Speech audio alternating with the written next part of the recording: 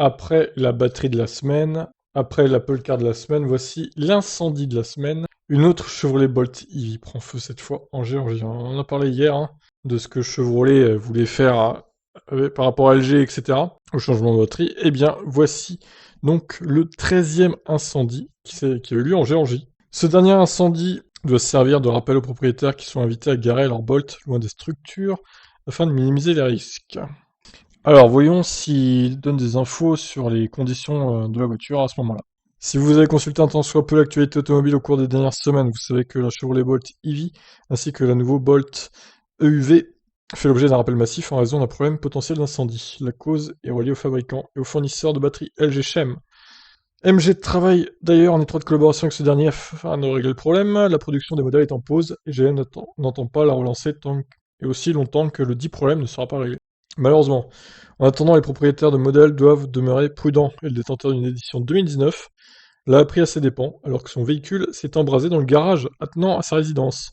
De toute évidence, la consigne de Chevrolet qui recommande de garer la Bolt à l'extérieur et loin des structures n'a pas été suivie. Alors c'est marrant, on dirait que les Bolt ont plus tendance à cramer que les Kona. Donc je sais pas combien il y a eu de Bolt de vendus du coup. Je crois qu'il y en a eu plus que des Kona par contre, hein.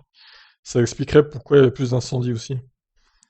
Selon ce que rapporte le site Inside EVs, les services d'incendie et d'urgence du comté de Cherokee, en Géorgie, ont reçu un appel pour répondre à un incendie. Le propriétaire a expliqué aux pompiers que ses détecteurs de fumée ont commencé à se déclencher et il a retracé la source à la Bolt 2019 garée dans son garage. Les sapeurs ont étouffé le feu et ont sorti la voiture, évitant ainsi le pire. Une camionnette Dodge Ram stationnée à côté a subi quelques dégâts en raison de la fumée. La Bolt, cependant, ne pourra être réchappée. Cet incendie nous rappelle une chose, les conseils que peuvent donner les autorités fonctionnent seulement s'ils sont suivis. Si cette Bolt EV avait été garée dans la rue, loin de tout, la propriété n'aurait pas subi de dommages.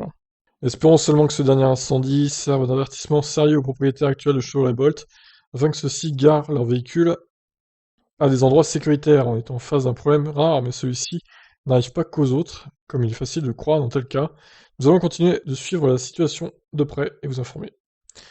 Donc voilà, la conclusion de auto123.com, site canadien, je pense. Donc je suis sur le site Inside EVs. Je vais voir s'il y a plus de photos ou d'informations. Ah voilà, on a le nombre de voitures là, 140 000 unités, effectivement, c'est plus que les Kona au final. Ils ont vendu plus de Chevrolet Bolt aux US que de Kona électriques dans le monde. Belle performance quand même. Bon, en gros, il y a eu 13 incendies, il y a eu 140 000 unités vendues. C'est pas énorme hein, quand même, hein. C'est pas énorme. J'ai calculé, ça fait même pas 0,01% de modèles impliqués, quoi. Donc ça reste anecdotique, mais bon, quand ça vous arrive, c'est moins anecdotique du coup. C'est le problème. Donc ils ont de la chance, hein. La maison n'a pas été touchée. Mais par contre, c'est dommage, nous n'avons pas d'infos concernant l'état de charge de la voiture, combien de kilomètres elle avait, etc., etc. Ça manque, ça, ces infos dans cet article, c'est dommage. Donc il y a d'autres infos sur Facebook, enfin d'autres photos plutôt. Donc voilà, c'est sur ces images saisissantes que je vous quitte. Qu'est-ce que vous en pensez? Ciao ciao!